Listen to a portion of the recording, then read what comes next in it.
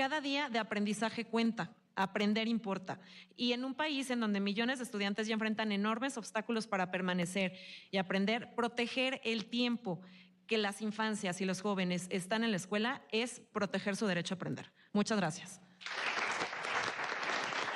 Muchas gracias, maestra. Es turno de la doctora Michelle Gama Leiva, directora del Centro de Estudios Críticos de Género y Feminismo de la Universidad Iberoamericana, Ciudad de México. Es doctora en Teoría de la Literatura con especialidad en Estudios de Género y maestra en Literatura Comparada y Estudios Culturales por la Universidad Autónoma de Barcelona. Adelante, doctora. Muchas gracias por la invitación, senadora, y a todo su equipo también. Saludo también a los colegas y a las colegas con quienes comparto esta mesa y celebro estos espacios para empujar estos temas desde el lugar de decisiones en ámbitos políticos, pero también la cobertura de los medios de comunicación. Ya hemos visto que sí hay una fuerza, ¿no?, en la crítica. Bueno, como comentaba la moderadora, mi nombre es Michelle Gama Leiva, estoy al frente del Centro de Estudios Críticos de Género de la Universidad Iberoamericana. Soy investigadora y me dedico a los estudios críticos de género, a los estudios sobre los cuidados y la cultura contemporánea. También soy profesora, gestora académica y madre de una niña y un niño en edad preescolar. Quiero comenzar diciendo algo con claridad.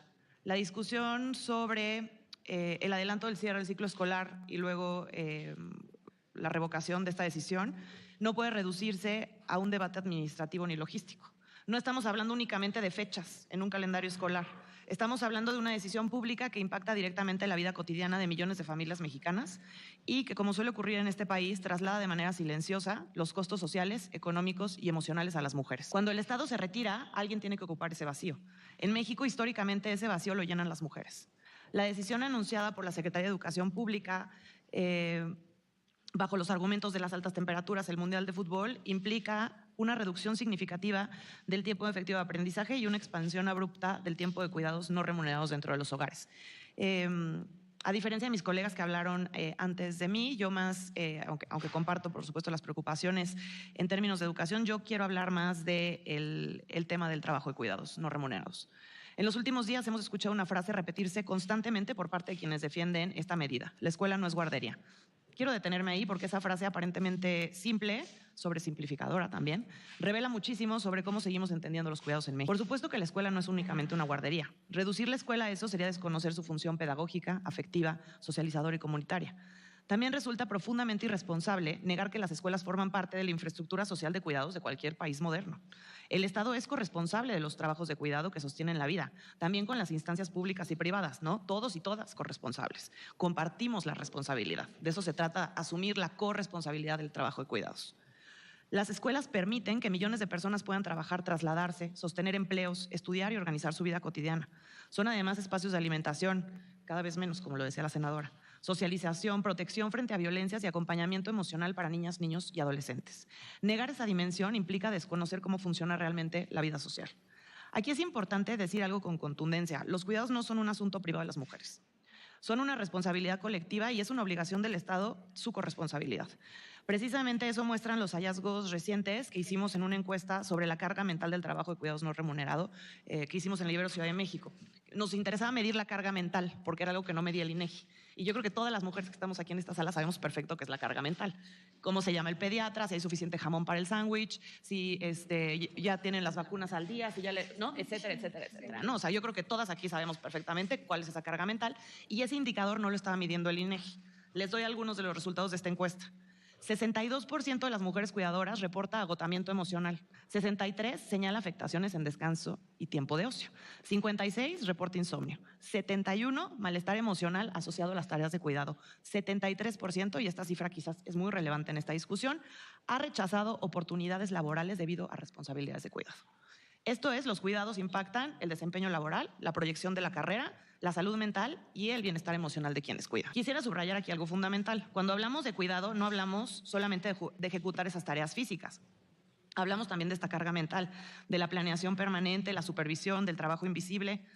Lo que les decía, ¿no? Algunos ejemplos. ¿Quién recuerda las vacunas? ¿Quién reorganiza horarios? ¿Quién pide permisos laborales? ¿Quién coordina traslados? ¿Quién piensa qué comerán las niñas y los niños? ¿Quién se queda en casa cuando no hay escuela? Las estadísticas y la experiencia social muestran con claridad que esas responsabilidades recaen mayoritariamente sobre las mujeres. Y ahora, si hubiera sucedido lo de la ampliación de las vacaciones, las preguntas incluirían: ¿dónde voy a dejar a mis hijos? ¿Cómo lo voy a pagar? ¿Los estarán cuidando bien?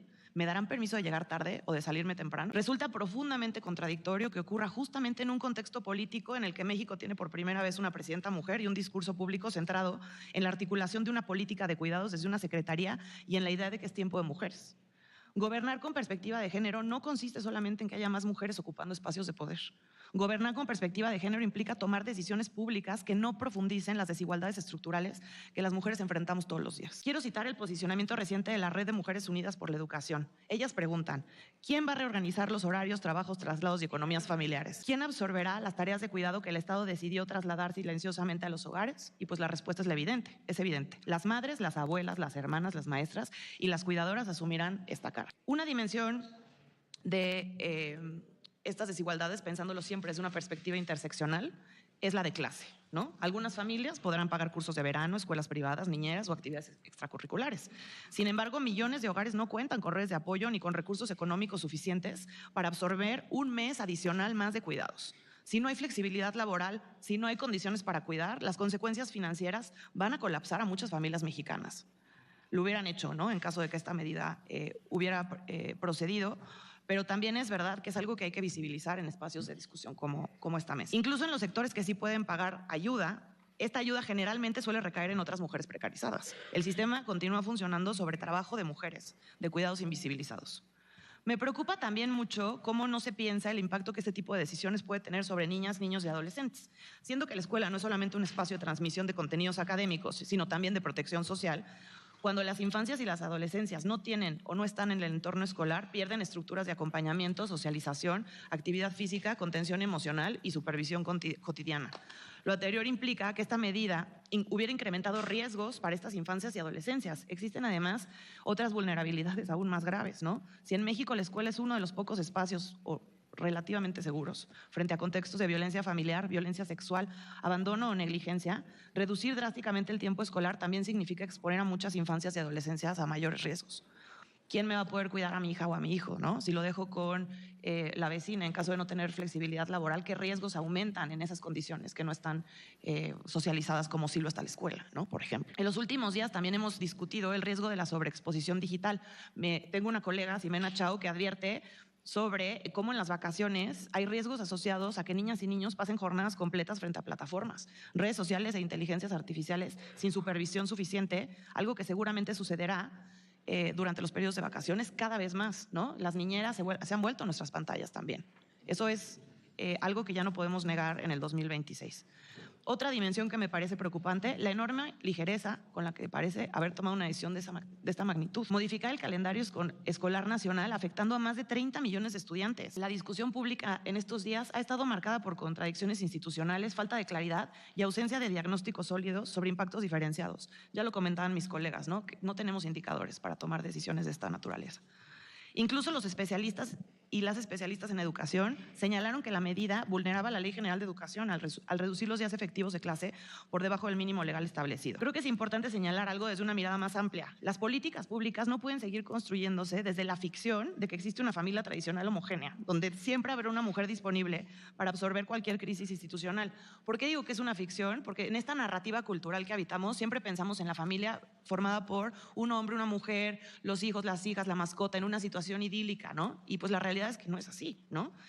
Pensando incluso en esta época que vivimos, que hay retorno de totalitarismos, discursos de ultraderecha en el extranjero, ¿no?, donde proliferan estos discursos misóginos que defienden con nostalgia una tradición familiar que es violenta, porque la familia tradicional estaba normalizando un montón de violencias que cada vez más salen a la luz y ponemos sobre la mesa y visibilizamos, pero también que no existe, ¿no? Millones de hogares en México son monoparentales, encabezados por mujeres.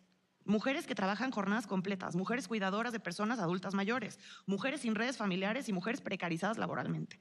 Las decisiones del Estado tienen efecto tienen efectos concretos sobre esos cuerpos y esas vidas. Justamente por eso los cuidados deben de entenderse como un problema público y no privado. Desde los estudios de género llevamos décadas insistiendo en algo fundamental. Las economías y las democracias se sostienen gracias al trabajo de cuidados, aunque ese trabajo permanezca invisibilizado y no remunerado. Sin cuidados no hay productividad, no hay economía y no hay posibilidad de sostener la vida social.